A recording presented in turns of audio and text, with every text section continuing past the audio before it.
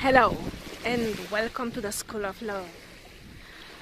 My name is Maria and I help people discover their inner potential for love towards oneself and towards the others. Today once again I am sitting by the sea. The waves are quieter today. Nevertheless, they are continuously moving, coming, going, returning and breaking on the shore.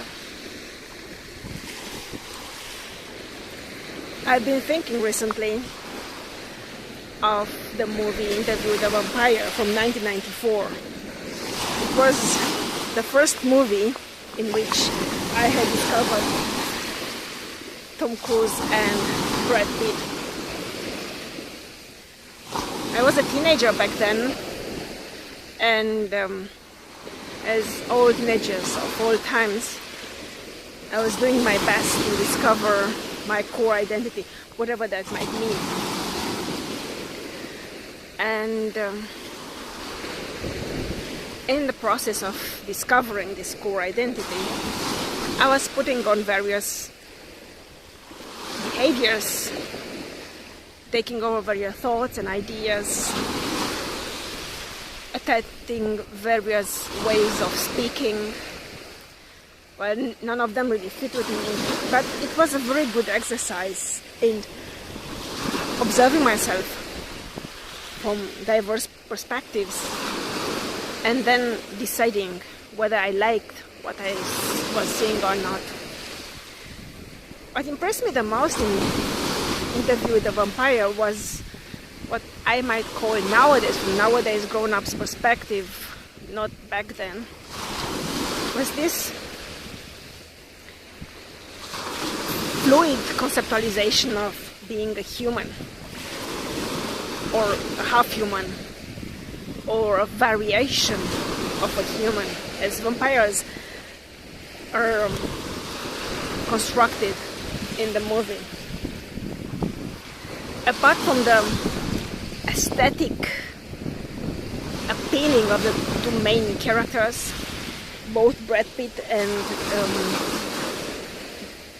Tom Cruise being at their best, at the prime of their masculinity, and essentially bursting with both sex appeal and a sort of attractiveness very specific for self-confident, self-sufficient man.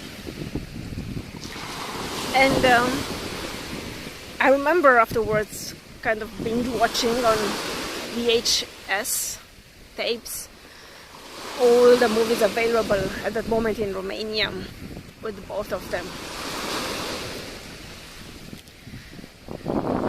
Well, the plot is not really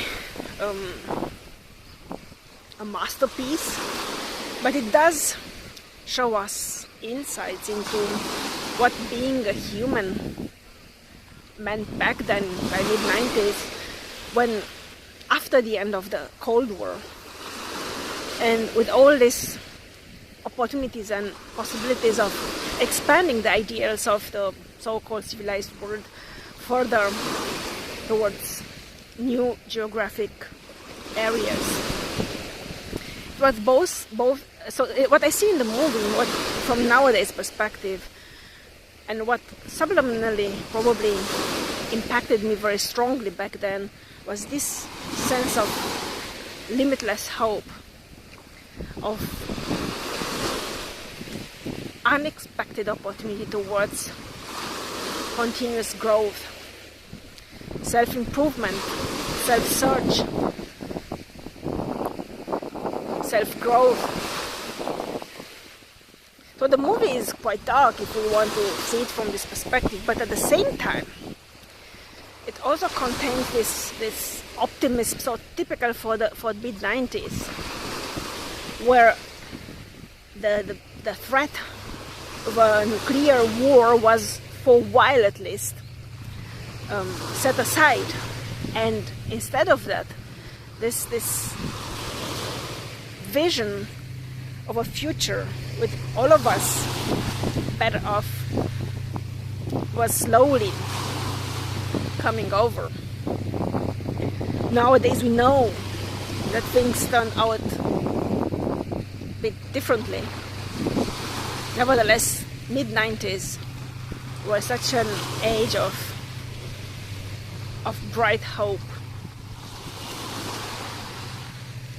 and of faith in a beautiful future. Thank you for being with me today, and I'm looking forward to seeing you again very soon. Love and peace to you all.